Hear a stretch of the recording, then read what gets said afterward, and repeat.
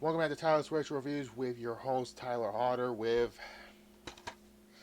No Way Out 2004. This is 20 years since this happened.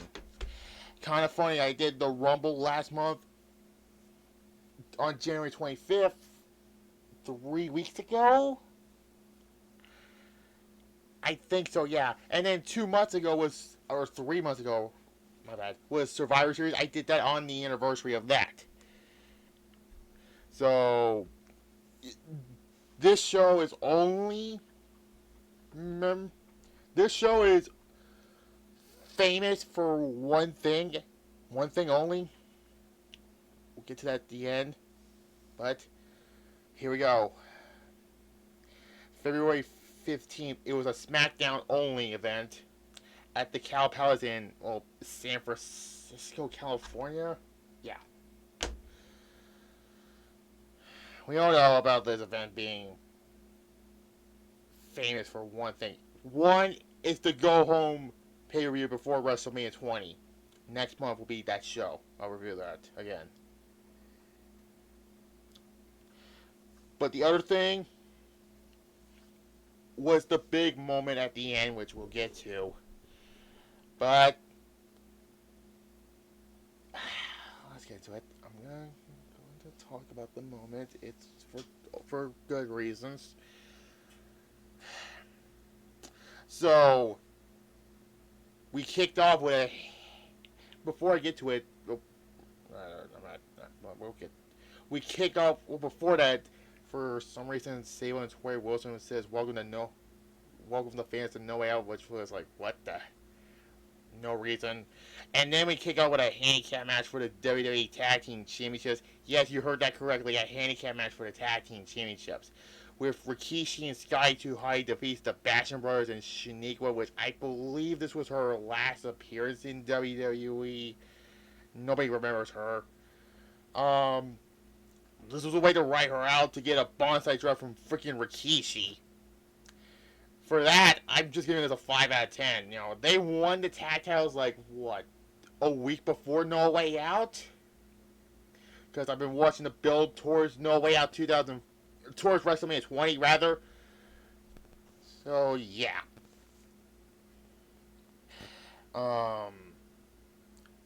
Yeah, it was for that reason. And then we get, this was a blindfold match for, let me check. Yeah, the only thing is Jimmy Noble gets blindfolded. And, spoiler alert, this is the worst match of the night. Jamie Noble defeats Ninia by submission because these two were on aisle since 2002, and then Ninia got kayfabe blinded by Tajiri's Black Mist, which I'm totally fine with because the mist should only be saved for Japanese wrestlers only.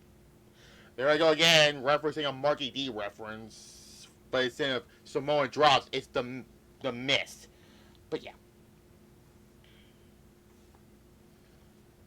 So, yeah, this was the worst match of the night, but the fans were into this for some reason. I'm gonna give it a 1 out of 10. Okay, a 1 out of 10 for that. Because, Nia wants to get her revenge on Jamie Noble because Jamie Noble was using her as a shield. But then, I believe it was right after the Royal Rumble that happened. Anyways, then we get the world's greatest tag team with Shelton Benjamin and Charlie Haas defeats the APA. This was just a SmackDown match. But they did a story of this where I almost said JBL. Oh my god. This was before JBL, okay? Bradshaw got injured arm. The one he used for Clothesline from Hell. And yeah. I'll give him that for a 4.5 out of 10 for that. But yeah, I mean, this was a problem with brand exclusive pay-per-views because they had to fill all the matches, and that's probably why. Now, I'll save the Goldberg thing for the main event because that is important for the main event. But then we got Hardcore Holly defeating Rhino in a really weird match. Like, no build, nothing. I'm going to go 3 out of 10, actually. A second worst match of the night. And I'm being generous with that because basically, yeah, Hardcore Holly went from fighting Brock Lesnar last month at the Royal Rumble to facing Rhino in a SmackDown match again.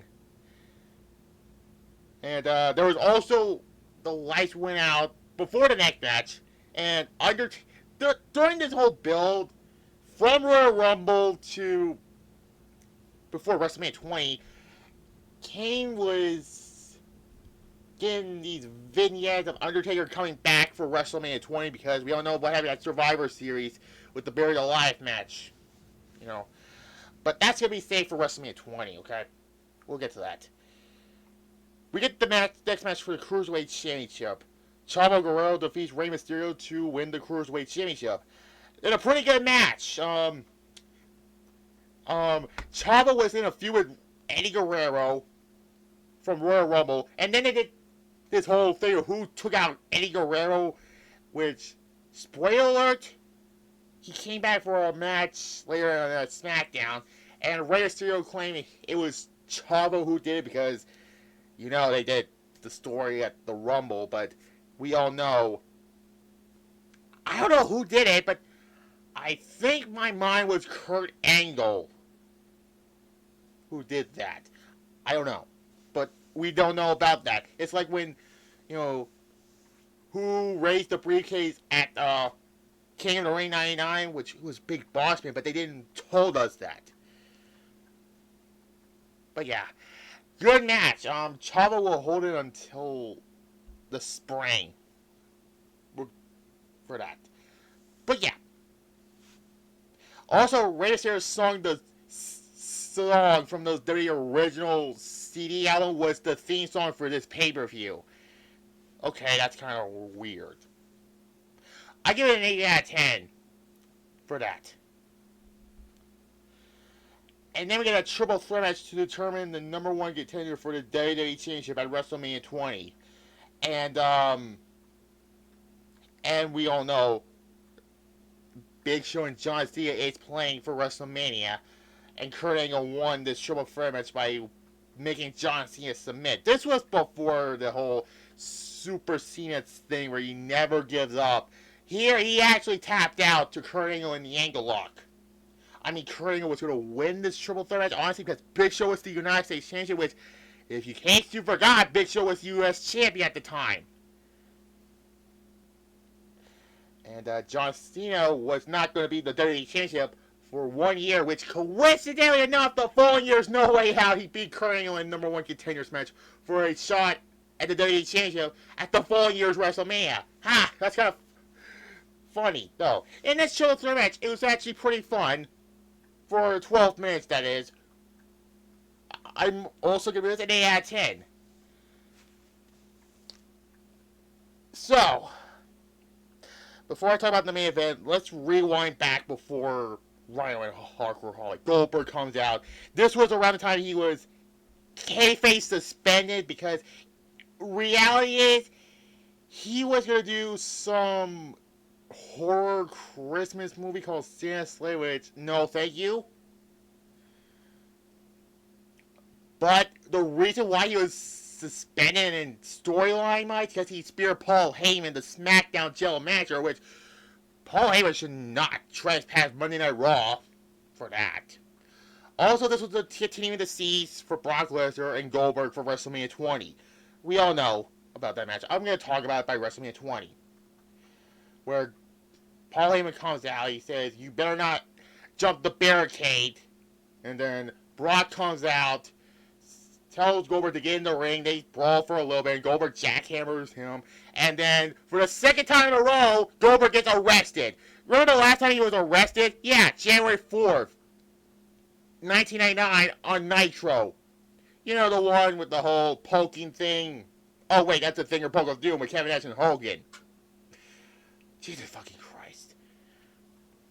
So, and Eddie Guerrero during this won a SmackDown Rumble because the night after the Royal Rumble on Monday Night Raw, Chris Benoit found a loophole that he was challenging for the World Heavyweight Championship, which is currently held by Triple H.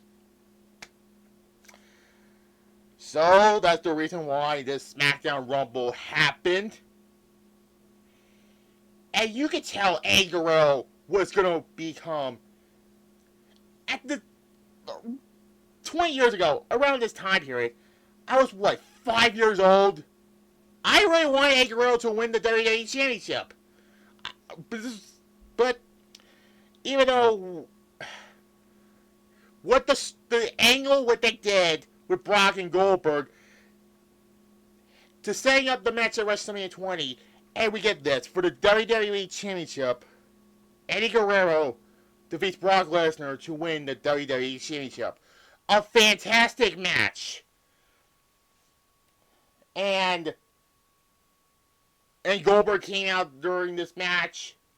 Well, Brock F5 Eddie Guerrero right in front and knocked out the referee, Brian Hebner, as well. And Brock gets the title.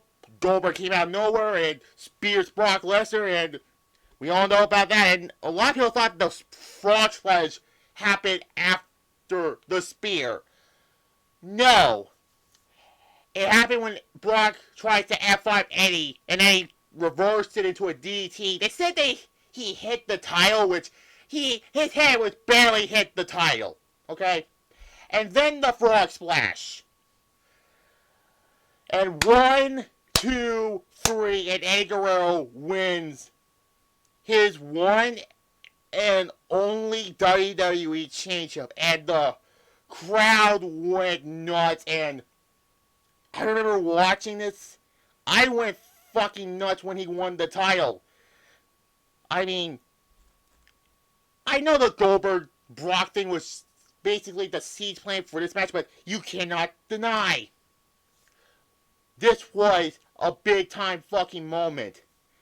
And he had a pretty good run with the title, you know.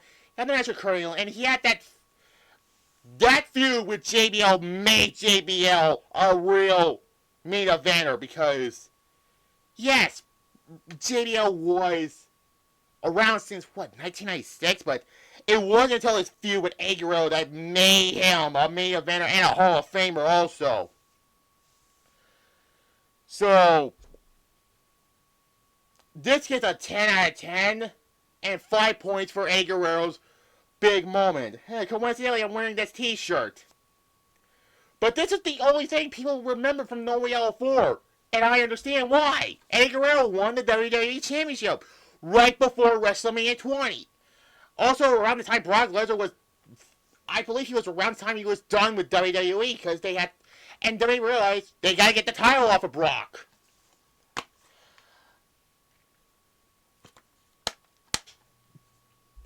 I really thought this show did plant big seeds for WrestleMania 20 with what we're going to see with this. Take out the first, these two matches, and just have a 6-match card, okay? Okay. Maybe 7, okay? With the story with the APA and the World's Greatest Tag Team, okay? But take out the Hardcore Holly Rhino match and just have 7 matches on the card. Because I want to get this at 8.5. Only give it an 8 out of 10 for that. So, next week, we're going to go to the road to WrestleMania 15. I did Royal Rumble 1999. So, next week is St. Valentine's Day Massacre 1999. We're going to see what WWF was doing after Rumble and way after when Mankind won the title and The Rock won it, and then Halftime Heat happened, and we'll get to that. So tomorrow I'll do my SmackDown review. Also, this is a weird road to WrestleMania we're having now. And then we'll move on from there. And then Saturday, I'll do my first ride-along movie also. Or, yeah, we'll do that. I want to do countdown every storyline from SmackDown vs. Raw 2007 also. I gotta make the list also. But we'll get to that. Like this video, comment down below, subscribe to this channel right here, and click the notification bell. As well as my main channel, subscribe and click the notification bell on that one also, because you'll see 3 days shock value. You know, the action figure show. And there. Bye-bye.